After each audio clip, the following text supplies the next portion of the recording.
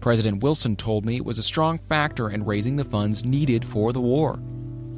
More than 20 years ago, Honorable Manuel L. Quezon, then resident commissioner of the Philippine Islands, was inspired by the secret to gain freedom for his people.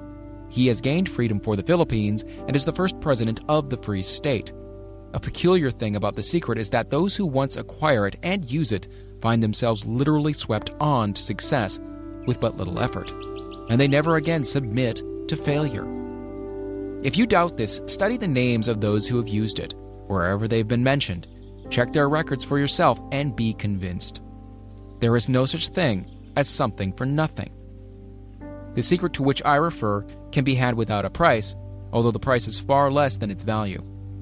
It cannot be had at any price by those who are not intentionally searching for it. It cannot be given away. It cannot be purchased for money, for the reason that it comes in two parts. One part is already in possession of those who already are ready for it. The secret serves equally well all who are ready for it. Education has nothing to do with it.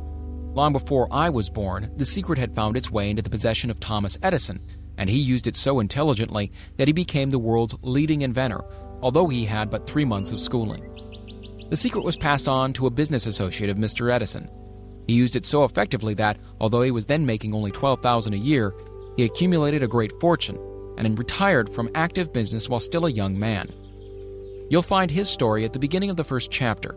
It should convince you that riches are not beyond your reach, that you can still be what you wish to be, that money, fame, recognition, and happiness can be had by all who are ready and determined to have these blessings.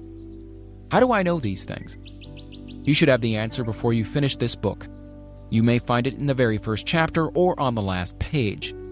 While I was performing the 20-year task of research, which I had undertaken at Mr. Carnegie's request, I analyzed hundreds of well-known men, many of whom admitted that they have accumulated their vast fortunes through the aid of the Carnegie secret.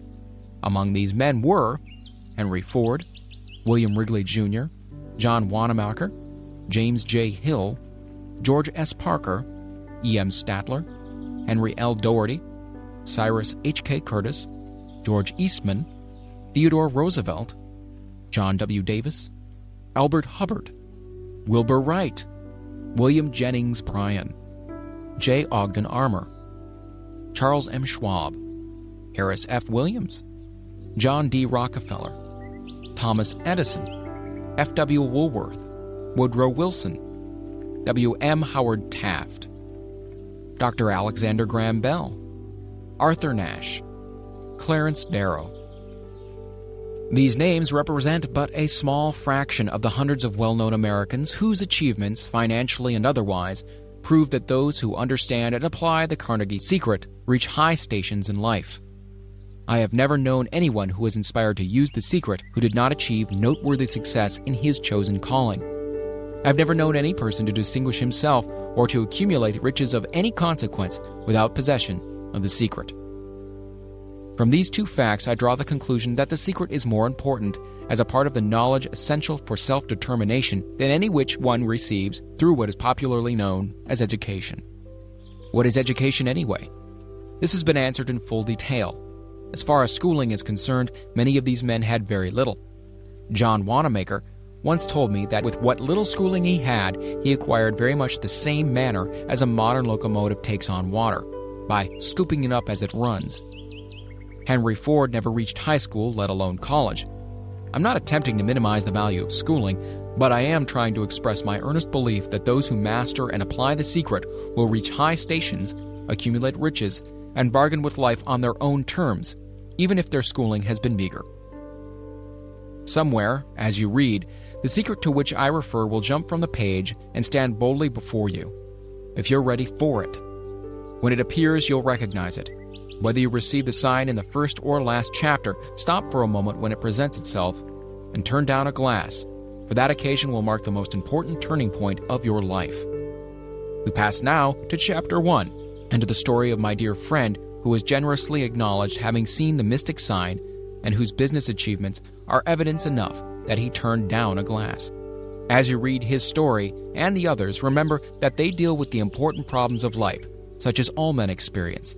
The problems arising from one's endeavor to earn a living, to find hope, courage, contentment, and peace of mind, to accumulate riches and to enjoy freedom of body and spirit.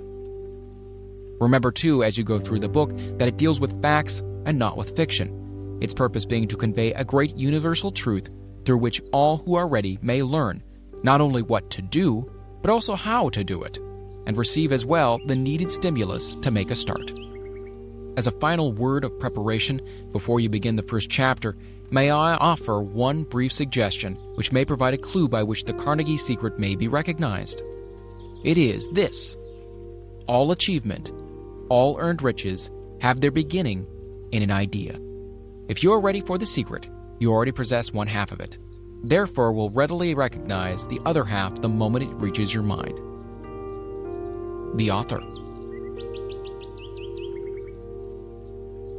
Chapter 1.